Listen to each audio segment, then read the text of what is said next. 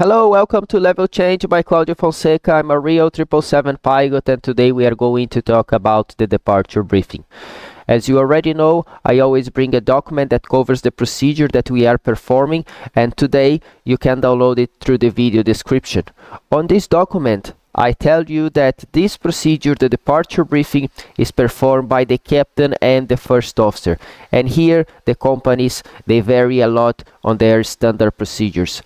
Some companies, they divide the actions by captain and first officer at this stage. Some companies, they divide these actions in pilot flying and pilot monitoring, even ask to the pilots to perform different phases of this briefing.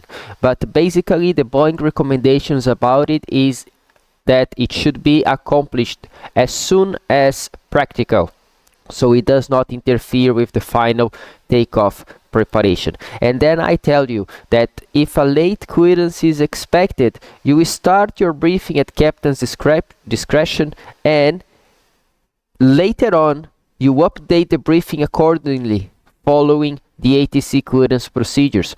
So basically, if you are in an airport where you are going to get a late ATC clearance, maybe even during taxi, okay, so you do not wait, of course, for that ATC clearance. You update what you are expecting, and then later on, when you get this ATC clearance, if something is different, if something is wrong from your briefing, then you just revise that part of the briefing. Boeing also tells us that the departure briefing itself is a description of the departure flight path with emphasis on anticipated track and altitude restrictions. Okay, I tell you that you should consider speed and the speed restriction and the influence of those speeds on the lateral navigation and on aircraft configuration. Boeing also tells us that it assumes normal operating procedures, so it is not necessary to brief normal or standard takeoff procedures. Okay, so let's go to our flight deck. In our flight deck, I'm telling you that this procedure is performed by both pilots.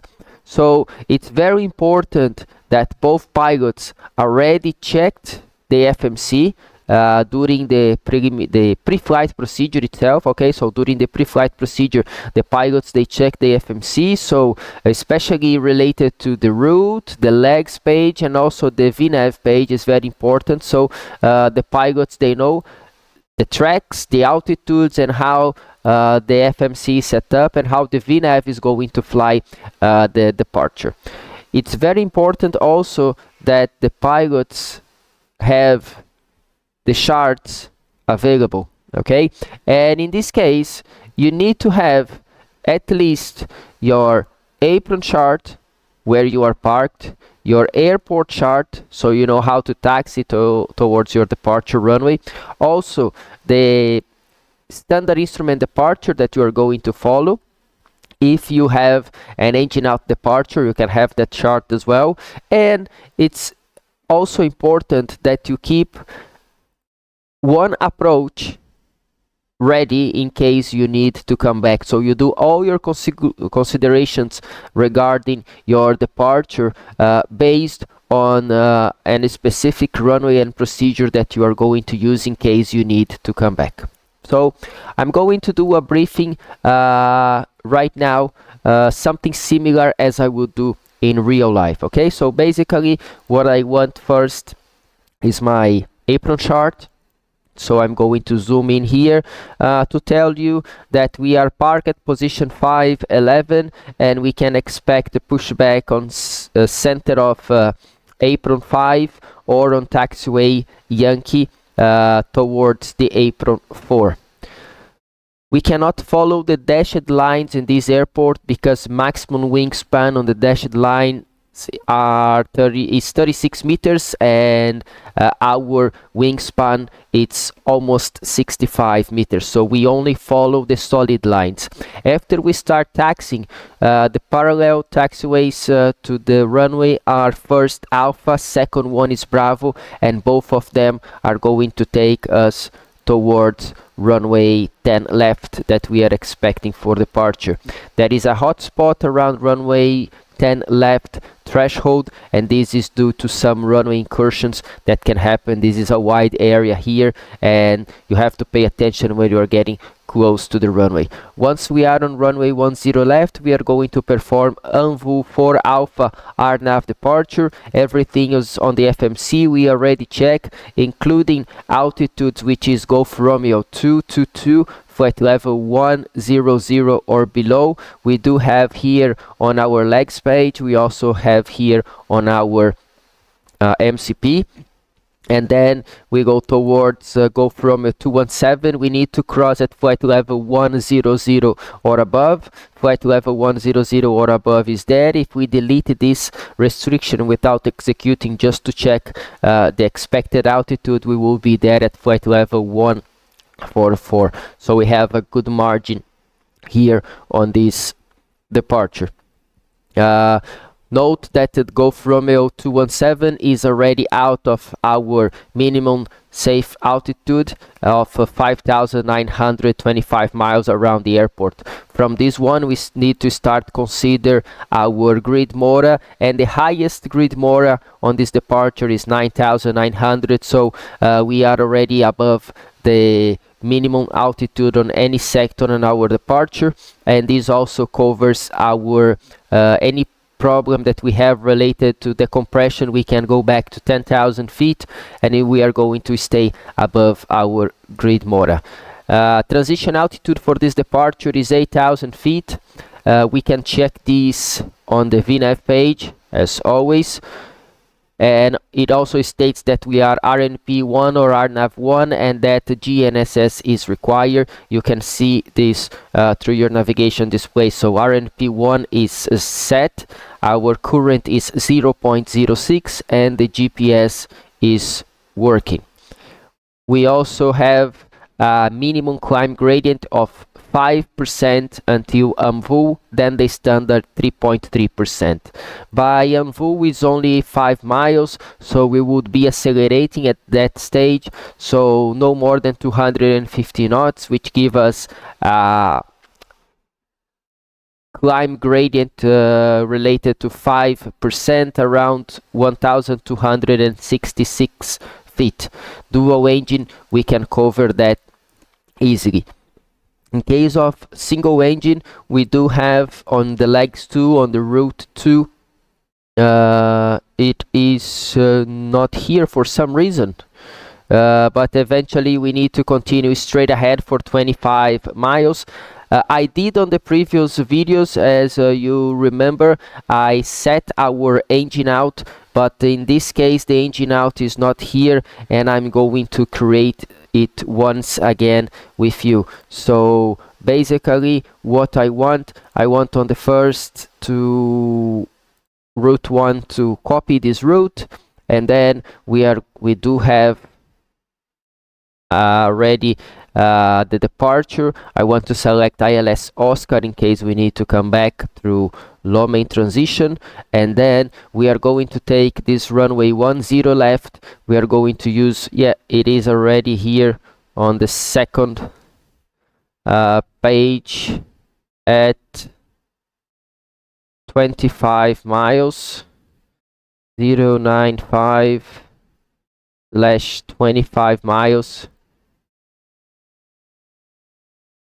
So this is the point that we want on legs 2. 095/25 miles after ANVU, and then if we need, we are going to hold there 095 inbound, left turns, 5 miles, 5,900 or above, which is the highest MSA that we have on that sector. After all of these, in case we need, we come back to Lomen for our ILS Oscar. So now I can even show you this departure. So in case something goes wrong, after ANVU, instead of turning left, we continue straight ahead and we go to 25 miles. Once we are happy with what we are doing, we can come back to the ILS Oscar runway 10 left. So the ILS Oscar 10 left, Basically, we come back towards Lomen and we shoot the ILS minimums of 2645. Today we have very good weather here. 200 feet is more than enough for our approach, and minimum visibility for this approach is 800 meters. Today we have okay weather.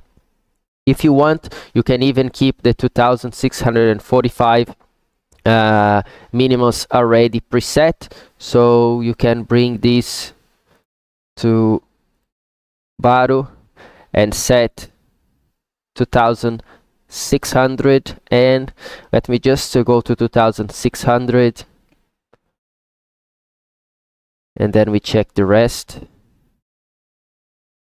So here we are, it's 2645. 2645. I'm going to select here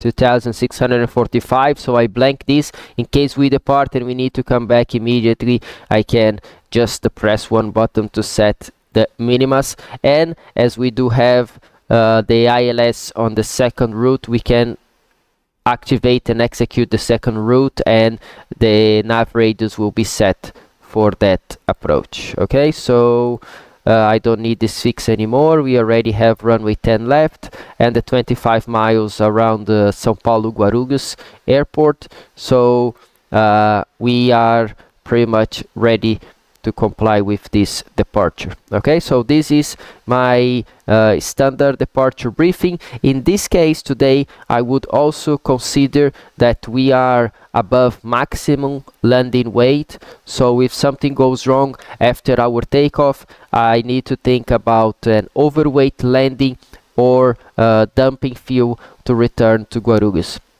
If it's a time critical emergency like fire, we can use flaps 30 for dual engine approach and flaps 20 for single engine approach. In case we are doing single engine, flaps 20, flap override and override, so that covers basically the overweight landing checklist. And in case of any return to land and go around, we continue straight ahead. We use the same missed approach as we were expecting on the departure, with single engine continuing straight ahead towards 25 miles. Okay, so this was departure briefing. Some companies, they ask for the pilots on the first flight of the day to state directions in case of engine related issues. Remember, this is not a recommendation by Boeing, because if you think about it, you cannot know what kind of failures and if you are going to have a failure or not. So if you cover only the engine out, maybe you have something else.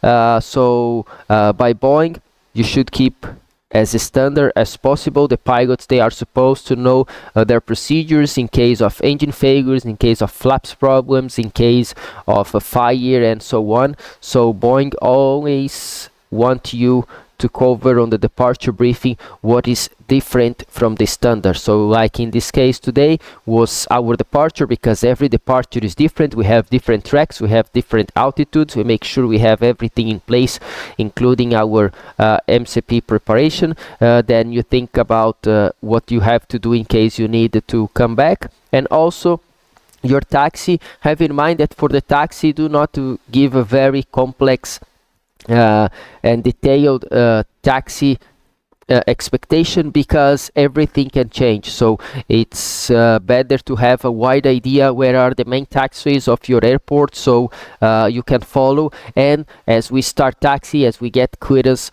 from ATC to taxi, we confirm where are the taxiways that we are going to follow before proceeding with the taxi itself. Okay, so I hope you liked this video. If you like, give us a thumbs up, share this with your friends, and we'll continue with this virtual ground course. The next one, we are going to talk about the CDU performance data.